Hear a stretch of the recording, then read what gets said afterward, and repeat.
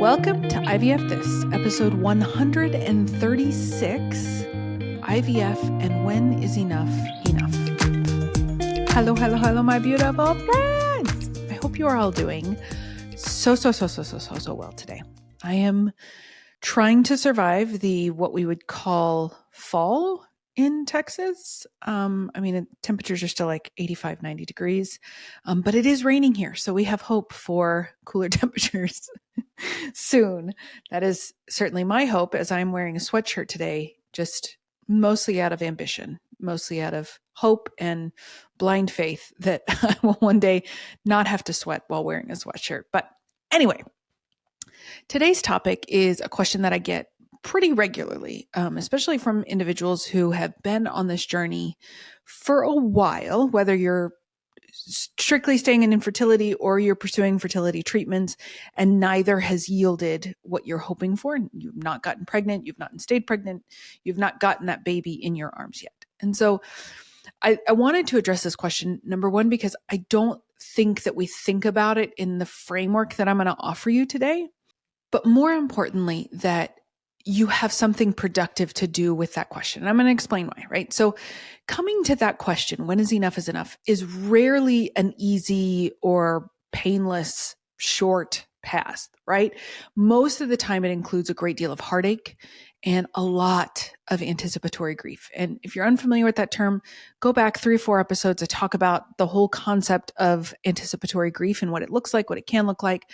If you're unfamiliar. So the reason that it comes up so much is because we tend to think that there will be an option or a path that is either less painful or will be devoid of pain. Like we will get to feel a sense of relief if we choose to either stop treatment or continue with treatment or whatever that might look like, right?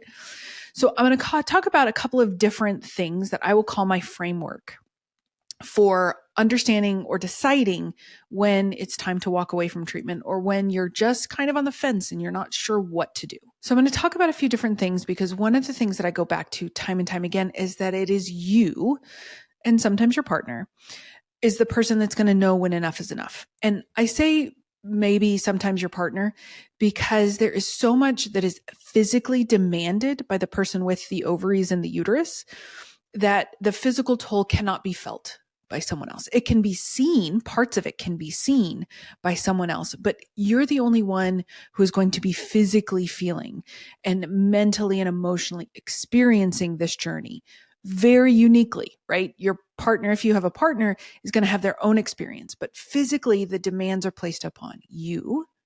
And emotionally, you're going to be carrying the vast majority of that burden by nature of you being the one with the ovaries and the uterus, right? It's no shade, no harm, no foul to your partner. They're just not at a vantage point to experience everything that you're going to experience, right?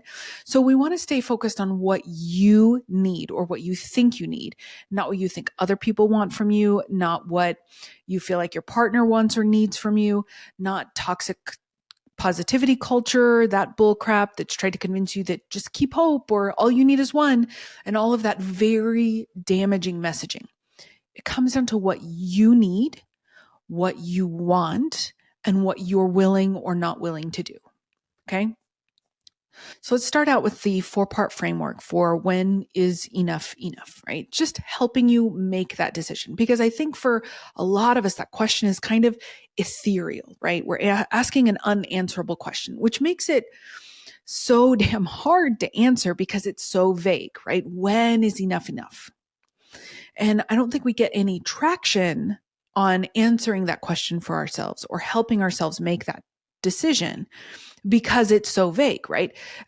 When we ask ourselves vague questions, it usually does one of two things. It yields vague answers, or the prospect becomes so overwhelming that we just shut down, right? And so the idea behind this episode is to give you that framework, to give you 4 main areas to consider. And I'm going to offer a few questions along with those specific areas that I want you to consider. Now, let it be known right here, right now, there are no right or wrong answers. You know that's not how I work. It's not a question of right or wrong. These are just opportunities for you to think about ways that IVF impacts your life and the life of your partner, your influence it has on you in work, in your life, all of those things, right? There's no judgment. what works for you might not work for me, right? And vice versa. And most importantly, and as always, this is cafeteria style. You take what works for you and you leave what doesn't. And it's not going to hurt my feelings, I promise. I just want you to be able to arm yourself with the thing that's going to help you the most. All right. So the 4-part framework has to do with the emotional, mental, that's together, emotional and mental toll of the experience, the physical toll, the financial toll, and the logistical toll. Okay.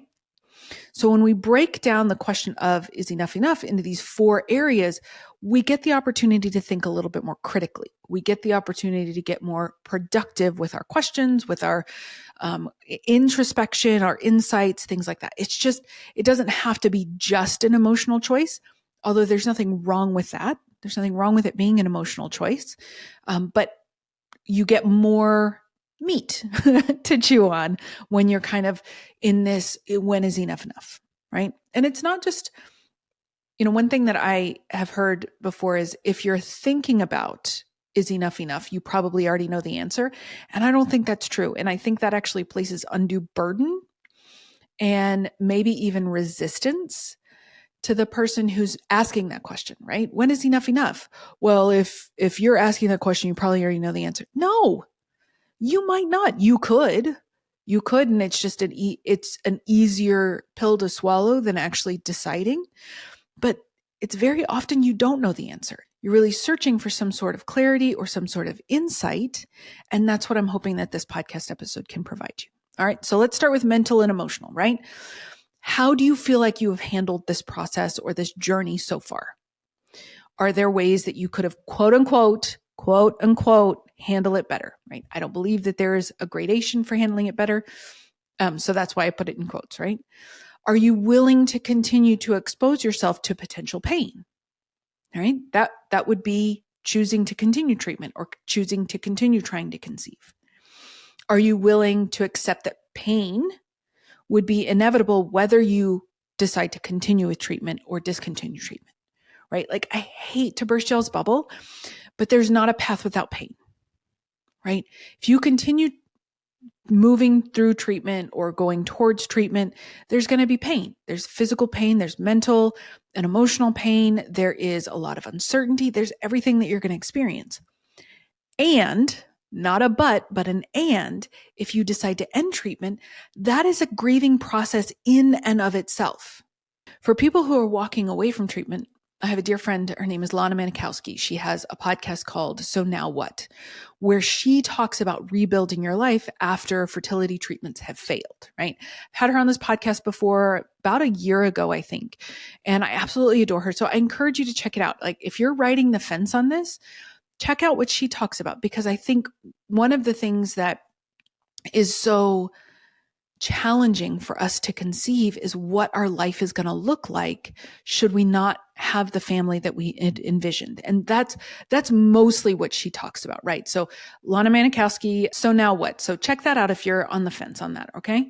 But if you're willing to continue treatment, how are you going to support yourself better, right? And I don't mean figure out a way how to not feel bad during this process. That's not a realistic expectation, okay?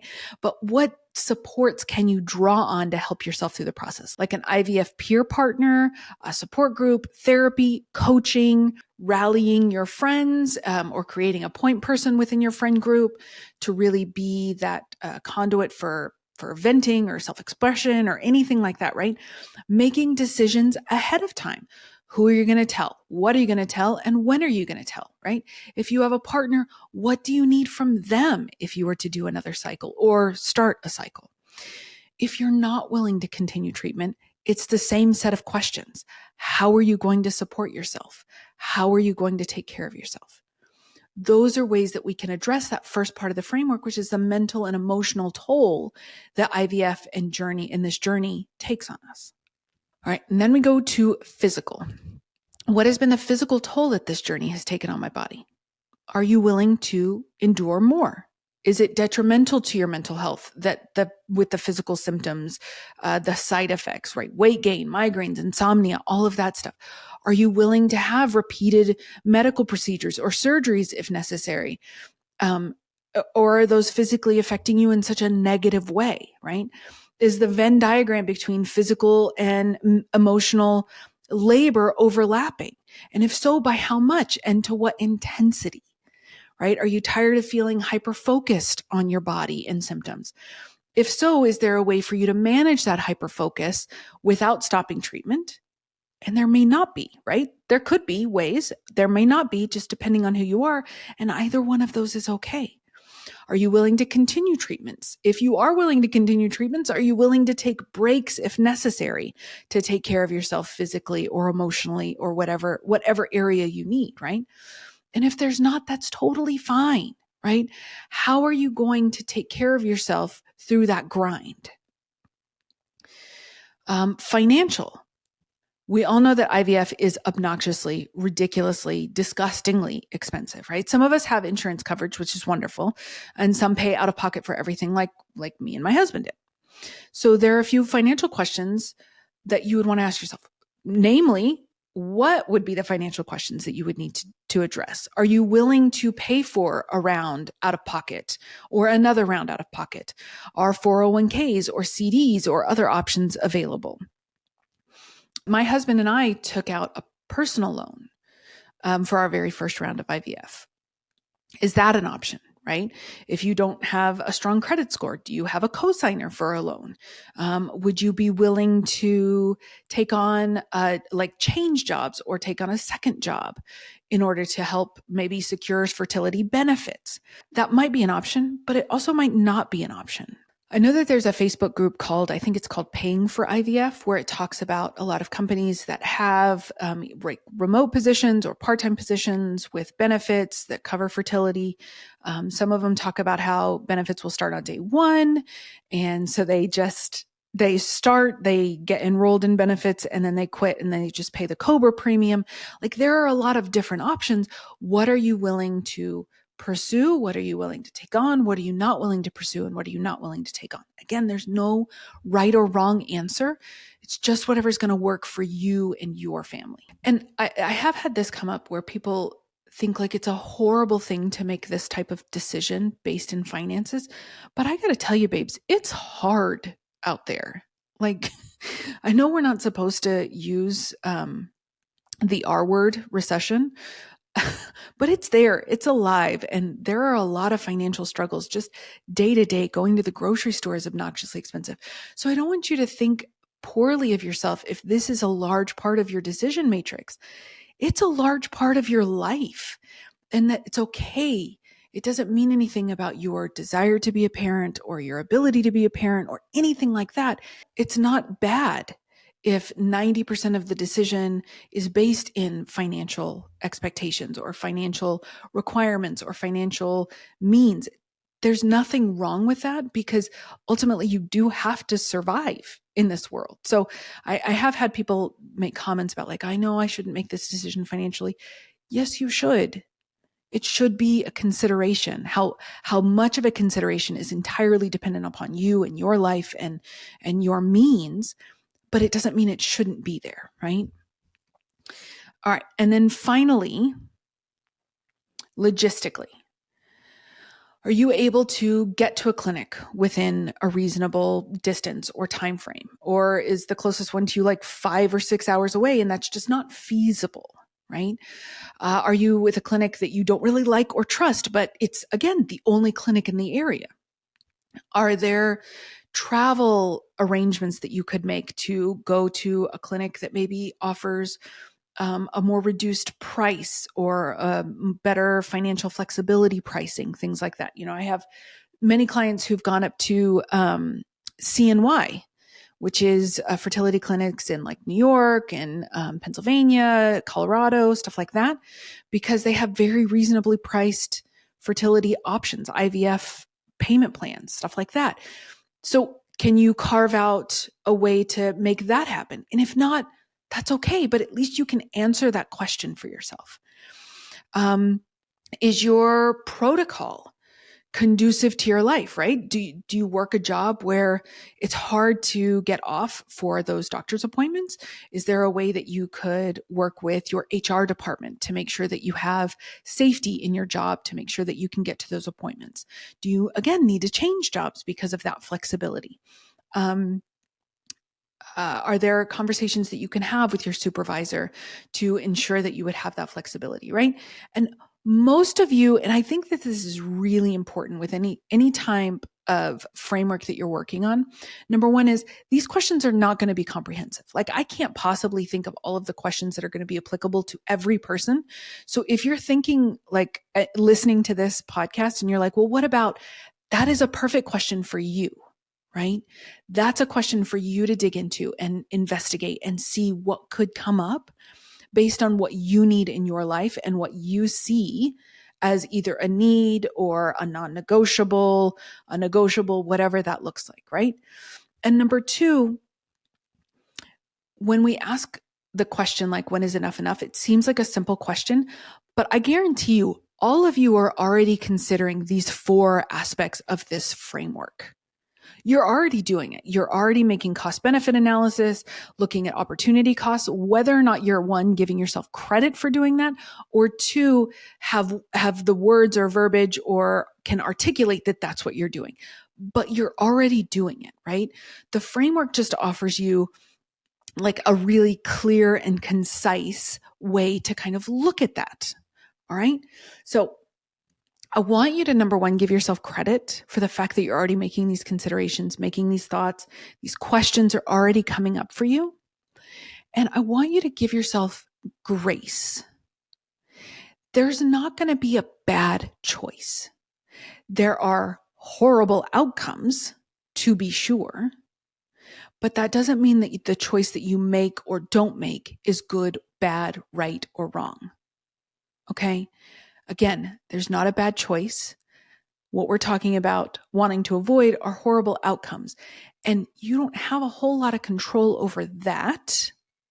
You have some, but you don't have much. It's like a 90-10 split between what you have control over and what you don't.